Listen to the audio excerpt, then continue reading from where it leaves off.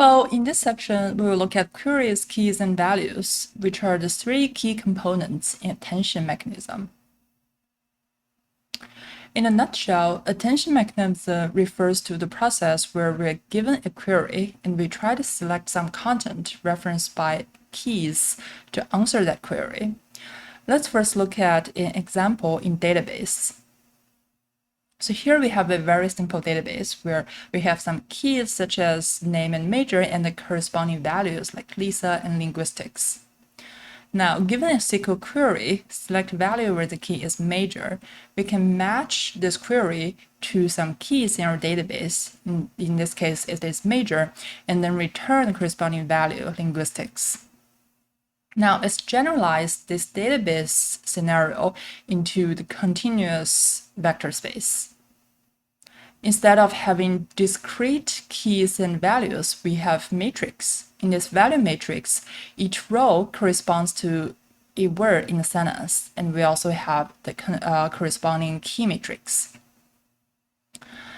Now, given a query, so this is the example from our machine translation application where this query corresponds to previously generated words.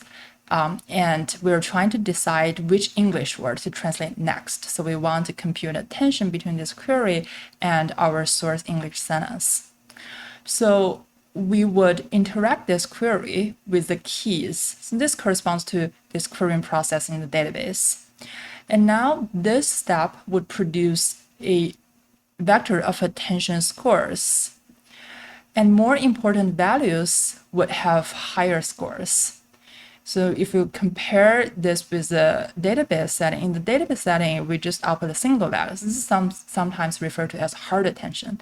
So here we have soft attention, and we would output a weighted sum of all the values. And important values would have higher weights in the attention vector. Now, this is the schema of the attention mechanism we just introduced. And typically for NLP, the queries and values are just sentence or word embeddings like in the machine translation application. And the keys reference to the value. So typically they're implemented at the projection of this value matrix. So the only hard part now is how do we get this vector of attention scores?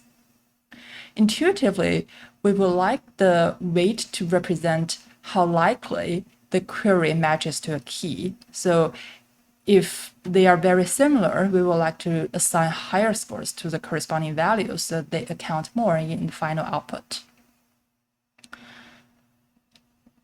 So in a more abstractive way, we can write it as a score between the query vector and a certain key vector. And another desired property is that we would like the scores to be normalized in the sense that they sum to 1. So that we can view this as the distribution over all the values, and important values would have higher probability. So then we could take this score and pass that through a softmax function, which would transform a real vector into a distribution. Now, the meat in attention mechanisms is really how do we design this scoring function between the query and the key, and this would correspond to their similarity. So in this lecture, we will focus on this specific type of attention scoring function, which is the scaled dot product attention. This is also used in transformer architecture. So the score is computed this way. We first compute the dot product between Q and key. So this can be considered as some notion of similarity. And then we divide that by square root D, where D is the dimension of the query key vector. So this is why it's called scaled dot product. Okay, so what we have just seen is attention mechanism for a single vector. We're given a query vector, and the output is another vector as a combination of the values. In self-attention, we're trying to compute a representation of the sentence as an embedding for each word in the sentence that incorporate the sentential context. So let's look at how can we generalize the attention mechanism we have just seen to a sentence in matrix form. So the first step is that we would map each word in sentence to a word embedding. This word embedding matrix is denoted by X. Note that here each row is embedding for the word, but it doesn't incorporate any information about neighboring words or the sentence context. Then we map this embedding matrix to a query matrix, a key matrix, and a value matrix. So now that we already have the QKV matrix, we're ready to compute self-attention using what we have seen for the single query vectors. So the first step, we interact the query matrix and key matrix to obtain this attention score matrix. Each number in this attention score corresponds to some interaction between a query vector and a key vector. And then we multiply the attention score with the value matrix to compute the weighted combination of the values for each query. So this gives us the output matrix. So note that here, each row corresponds to some representation of word, but unlike the initial word embedding, here each row would already incorporate the sentence context because we have interacted this word with all the other words in the sentence.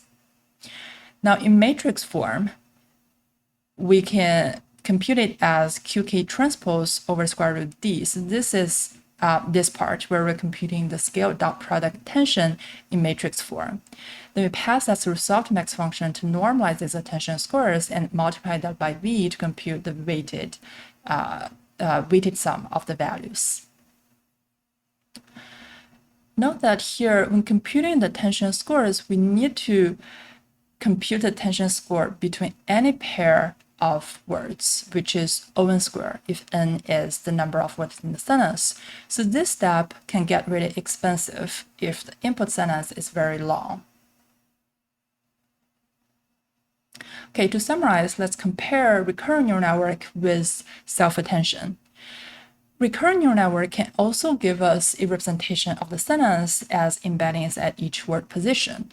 However, the computation is sequential, so it is O of n, where n is sequence length. In addition, it is unidirectional, so if the sequence is really long, it may forget past context. But the nice thing about recurrent neural network is that it can handle long sequence trivially because of the recurrence. Now for self-attention, even though we need to compute O(n) squared attention scores, the computation process can be parallelized because there's no sequential dependence. And also it can represent dependence between any word pair, even if you have a very long sequence. But the downside now is that the maximum sequence length has to be fixed during training. It cannot handle arbitrarily long sequence at test time. Okay, in the next section, we will give an overview of the transformer architecture.